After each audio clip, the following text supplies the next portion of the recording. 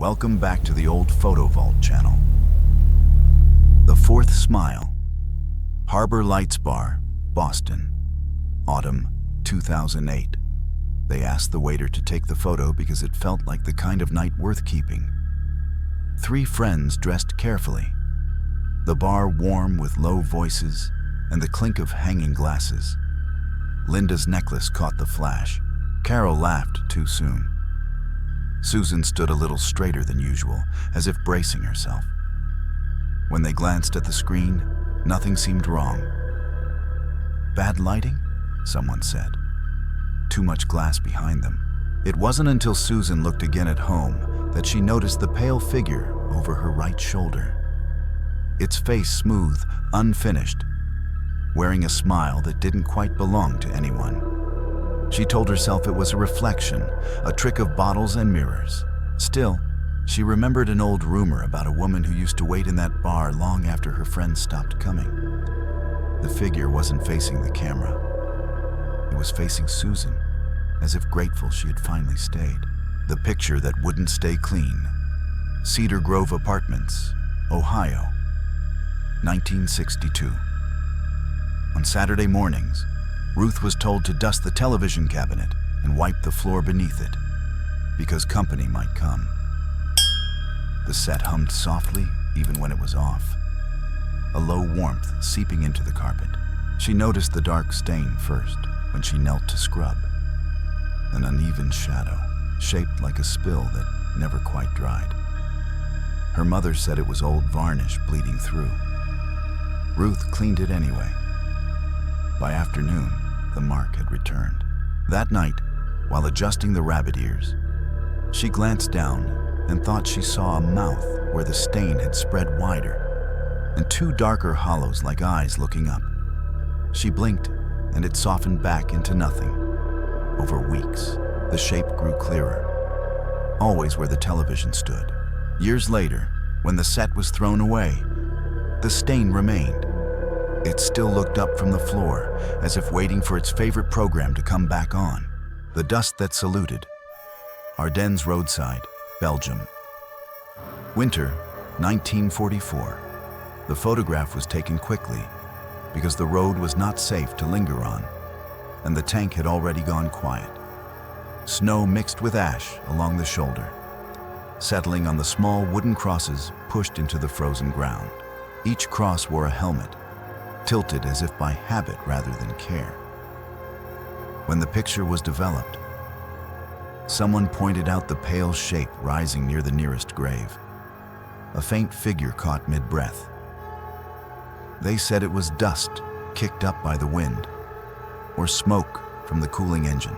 Still, the shape seemed to lean forward, as if answering the tank's last passage.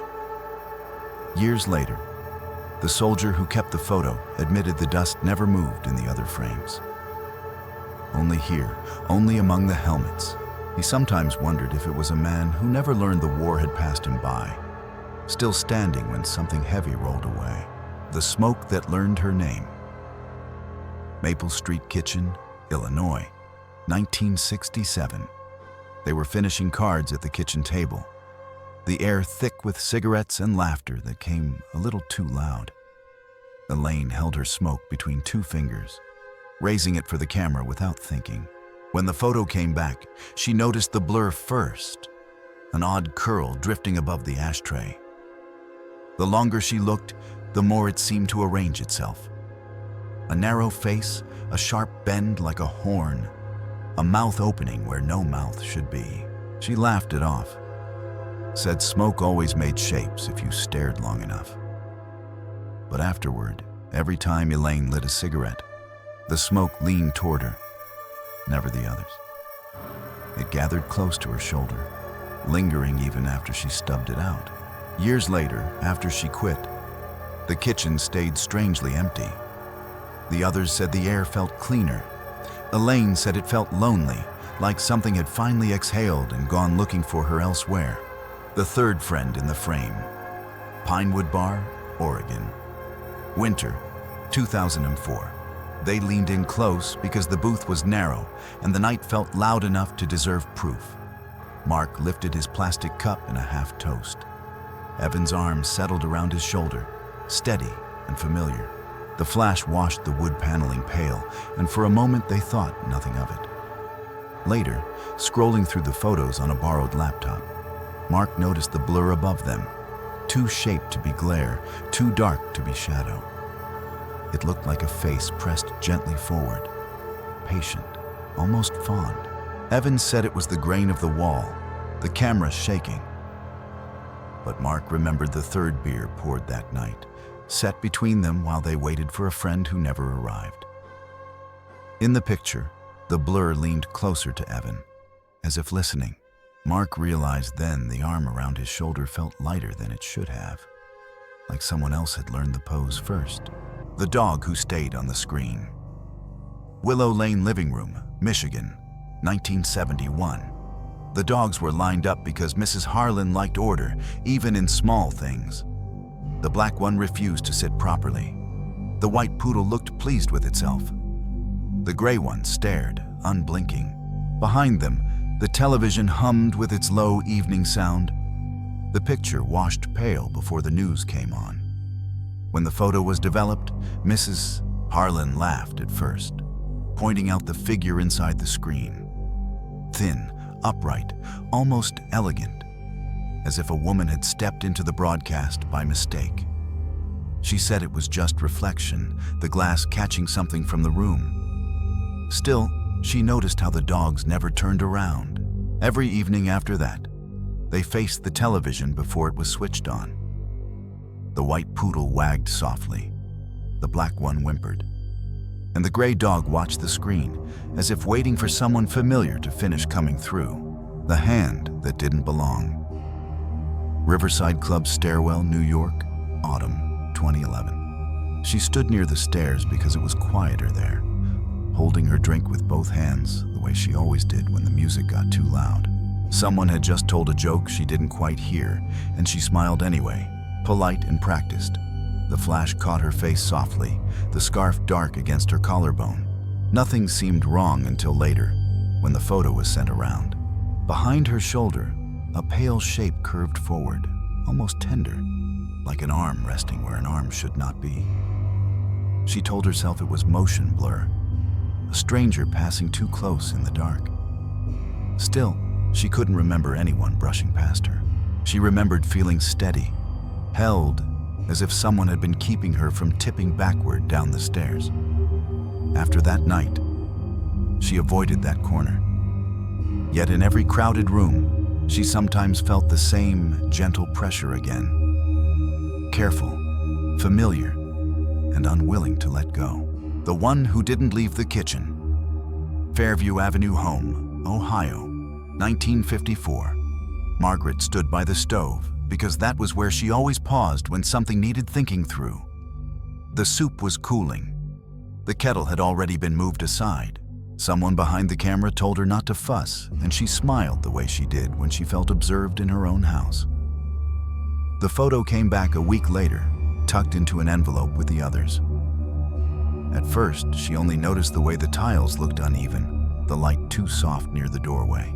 Then she saw the second figure, pale and unfinished, standing where the wall should have been empty. It was her height. It wore her posture. Margaret told herself it was a double exposure, a mistake with the film. Still, after that, she began closing the kitchen door at night.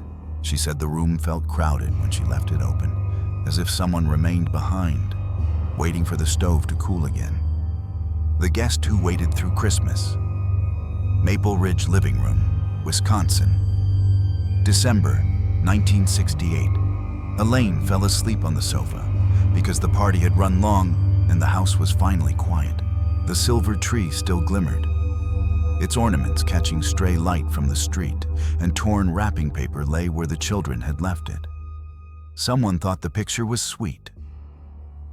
Elaine curled on her side, one arm slack, looking younger than she was.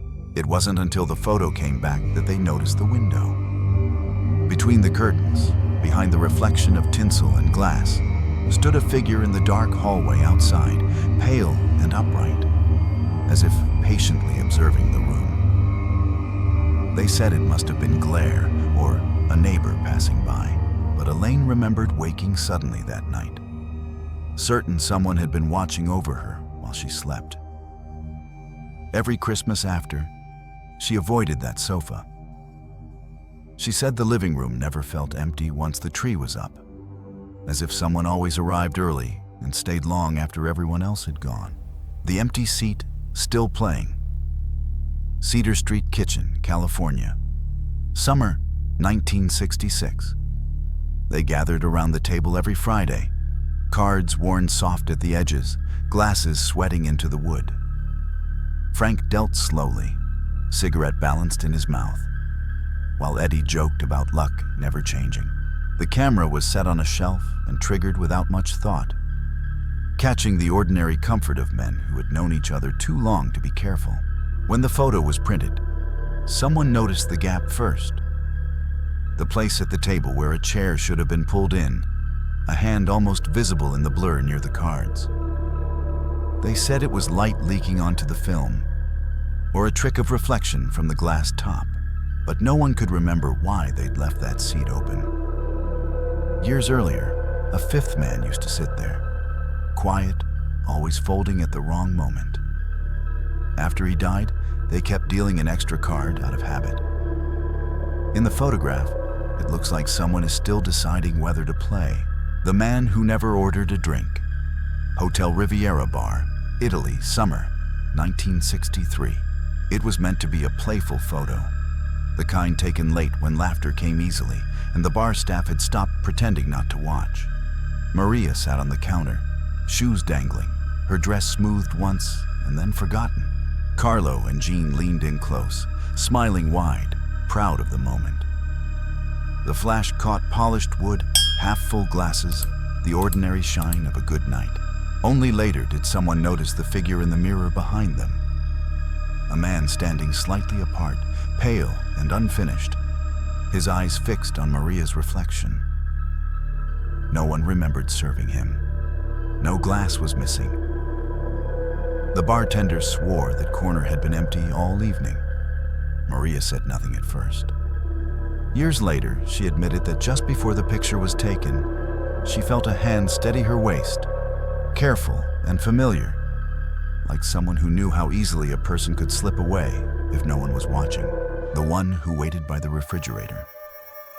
Ashland Street Kitchen, Pennsylvania, 1958. Helen stood where she always stood for photographs, just in front of the refrigerator, the calendar hanging straight behind her. The kitchen smelled faintly of apples and soap. She smoothed her sweater once and smiled, careful not to look tired. No one noticed anything unusual until the film came back. In the doorway to the hall, behind the edge of the frame, there was a second figure, thin, blurred, and slightly bent, as if pausing mid-step. Helen said it must have been the curtain shifting, or a trick of light from the hallway bulb. Still, she remembered how cold that doorway had felt that afternoon, colder than the rest of the house. After that, she stopped leaving the refrigerator open while she cooked. She said the motor sounded different when it ran too long, like someone breathing patiently just out of sight, waiting for her to turn around. The stove that watched her. Riverbend Basement Apartment, Missouri. Autumn, 1999. She spread the mattress near the heater because it was the warmest place in the room. The walls peeled softly. The floor still held last night's mess. Rose petals crushed into the rug, an ashtray tipped, a cup left where it fell. She propped herself on one elbow, looking tired rather than surprised, as if this was how mornings usually began. The camera flash startled her. Later, when she saw the photo, she noticed the heater first. The soot had gathered into two dark hollows and a narrow line, a face pressed forward from the metal. She said it was coincidence, heat and age doing what they always did.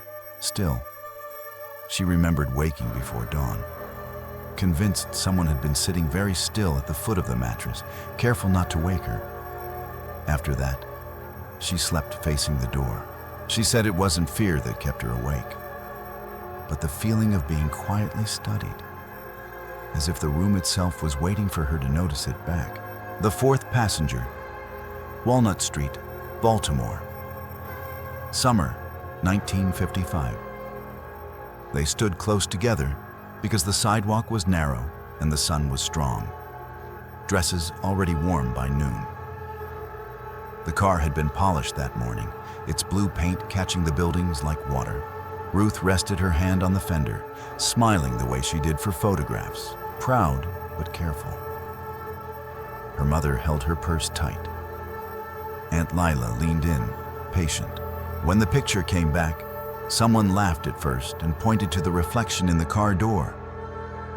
A thin man sitting where no one had been, his face turned slightly, as if listening. They said it was the street behind them, a trick of light and glass. Still, Ruth remembered the ride there. How the back seat had felt crowded, how she'd shifted her dress to make room without knowing why. Years later, long after the car was gone, she still avoided sitting in the middle. She said it always felt like someone else had already chosen that place. The joke no one claimed. Backroom Lounge, Nevada. April 1968. They said it was just a friendly game. Money loose on the table, laughter kept low out of habit. Elaine counted her bills twice, careful, while the men pretended not to watch her hands. Someone snapped the photo because the night felt settled, almost polite. When it came back, the thing under the table drew the eye last, a small pale figure near the man's shoe, shaped like a child's doll, its face too clear to be shadow. They laughed and asked who had brought it, assuming a joke. No one answered. No one remembered bending down. What bothered them was how the figure seemed tucked in, as if it belonged there, waiting its turn. After that night, they stopped playing in that room. The table felt wrong, unbalanced. Elaine later said she could still picture it, looking up patiently, as if games like theirs always ended with someone owing more than money. The space between them. Bayview Porch, Louisiana. August 1949. They sat close because the bench sagged in the middle and the evening was heavy with heat. Harold kept his hands folded, careful not to wrinkle his shirt. Mabel crossed her ankles and smiled the way she did when someone asked for a picture. Patient and practiced. The photograph survived years in a drawer, creased and softened by handling. When their daughter found it again, she noticed the blur between them first. A darker shape rising where the wood should have shown through, faintly shaped like a shoulder and an arm reaching up. She said it was damage, a stain from damp air. Still, she remembered how Mabel never liked sitting too close after Harold's brother died. How she always left a small space on benches and sofas. In the picture, that space looks occupied, as if someone had finally taken the seat they'd been saving, content to remain only where the film could hold them. The guest who stayed above the table. Hawthorne Avenue Dining Room, Iowa. Christmas, 1952. They gathered early because the turkey needed resting time, and the room felt warmer when everyone arrived together. Glasses were raised, chairs pulled close, and the tree hummed softly in the corner with its thin lights. Harold sat in the middle, straight-backed, smiling the way he always did for photographs, careful to look grateful. The camera caught the moment cleanly, almost formal. It wasn't until years later, when the photo was studied too long, that someone noticed the shape above Harold's head. Pale, incomplete, hovering where the wall should have been empty. They said it was smoke, or a flaw in the film, or light from the tree. Still, no one remembered a candle burning there. Harold's wife later said he'd gone quiet just before the picture, as if listening. After that Christmas, his chair was always left untouched when he stood up. The family said it was habit. The photograph suggests someone else had already taken his place, just out of reach, content to remain unseen. The one who watched the carving. Maplewood House, Ohio. Thanksgiving, 1966. They crowded the small dining room because the turkey was too large for the kitchen table. Frank laughed as he lifted the knife, grease shining on his hands, while Rose reached up to fix his hair, scolding him gently for rushing. Someone wrote "Thanksgiving" on the border later, pleased with how ordinary it all looked. The photo sat untouched for years. When it was finally examined again, the window drew the eye. In the dark glass behind Frank's shoulder, a pale face pressed close, features faint but intent, as if counting slices. They said it was a reflection from the hallway or a neighbor passing by. Still, no one remembered anyone standing there. Rose later admitted that every year after, she felt watched while carving, her hands slowing, careful. She said it wasn't fear. It was the sense that someone else had been waiting a long time to be invited to the table. If these old photographs left you uneasy, you're not alone. Take another look, slowly, and tell me what you noticed hiding in the frame. Was it just age and light, or something that stayed behind? Leave your thoughts in the comments, and if you want to see more forgotten photos that still remember us, don't forget to like, subscribe, and stay with the channel.